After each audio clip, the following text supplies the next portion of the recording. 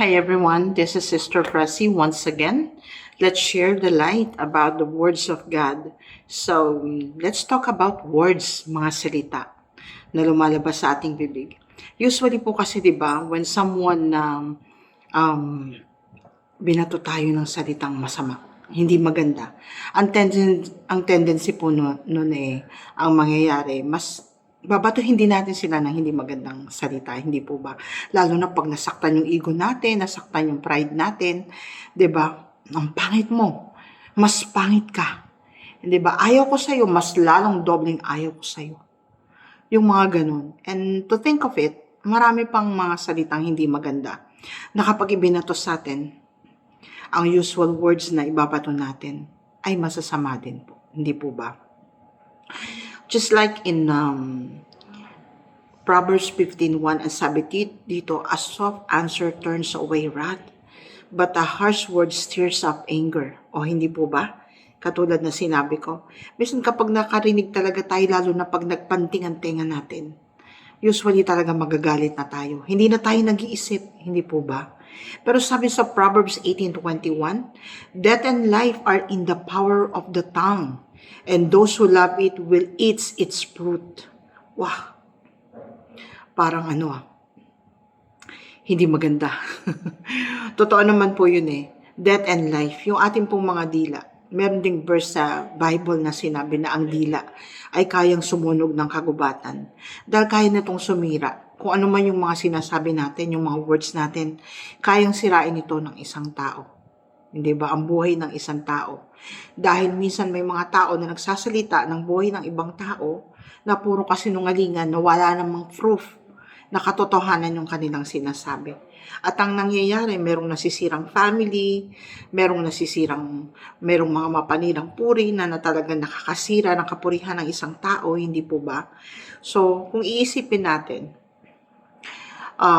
kailangan talaga tayo ang maging response natin sa mga galit na naririnig natin, sa mga salitang naririnig natin na hindi maganda, wag po nating papasukin sa tenga natin. Although narinig natin, pwede naman nating wag papasukin eh. By what? What way po, Sister Pressy? Mas maganda kung kalma lang. Kalma ka lang. Hindi ba? Kalmahan mo lang.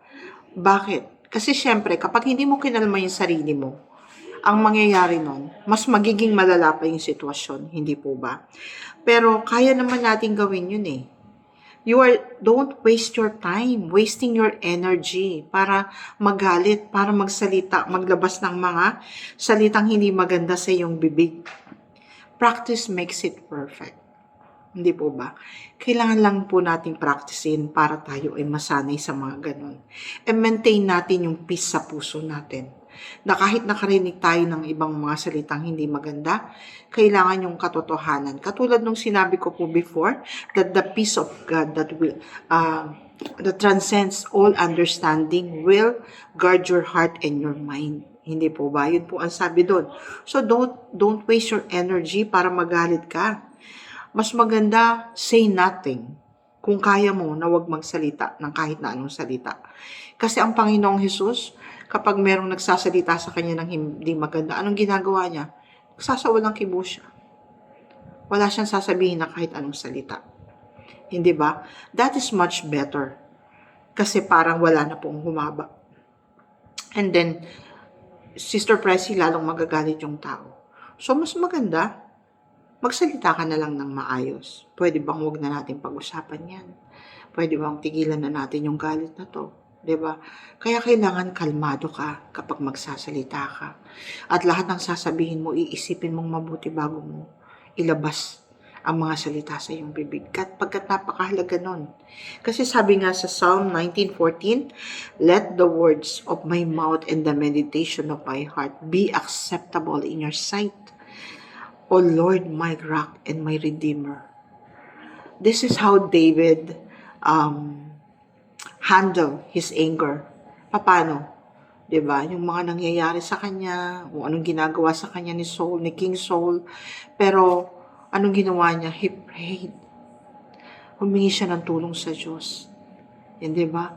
Talagang Sinik niya talaga si Lord kung ano yung pwedeng gawin. At ang sabi niya dito, let the words of my mouth and the meditation of my heart be acceptable in your sight.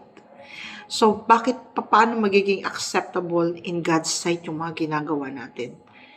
Katulad ni David, kinalmahan lang niya yung sarili niya. Hindi siya gumagawa ng hindi maganda, hindi siya nagsasalita doon sa nagsasalita sa kanya ng mga hindi maganda. Anong ginawa niya? Idinulog niya sa Panginoon. Sinabi niya sa Panginoon. Pero si Sister Pressy, parang ang hirap naman nun.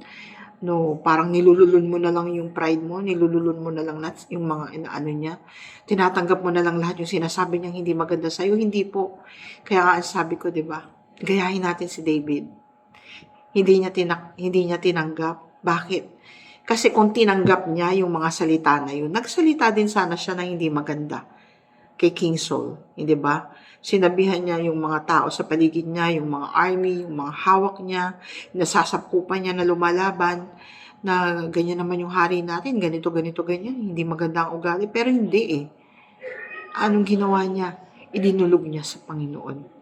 Kasi kapag tinanggap mo yung sinasabi niya, tinanggap mo yun dahil nagsalita ka rin ng hindi maganda sa kanya. Binalikan mo rin yung salita niya.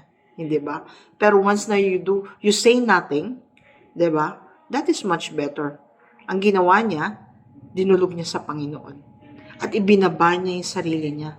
Na talagang sinabi niya sa Panginoon, let the words of my mouth and meditation of my heart, pati yung puso niya talaga, di ba?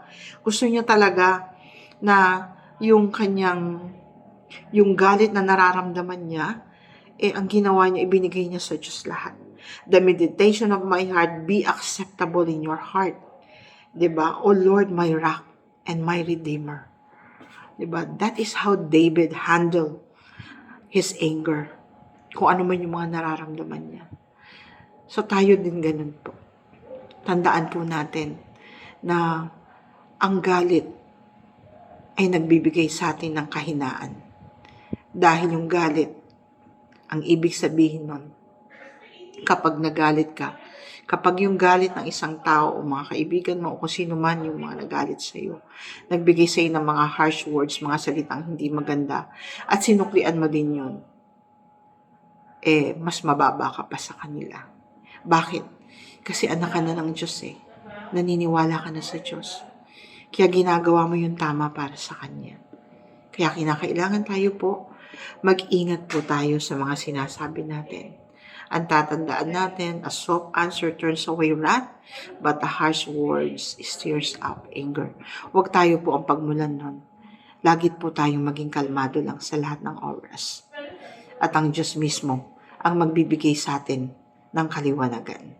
At ang liwanag na yon ay magliliwanag sa buhay mo.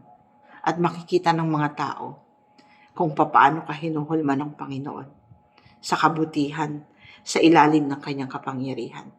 So, yun lamang po mga kapatid, mga kaibigan, magandang araw po sa lahat and magandang buhay. God bless everyone.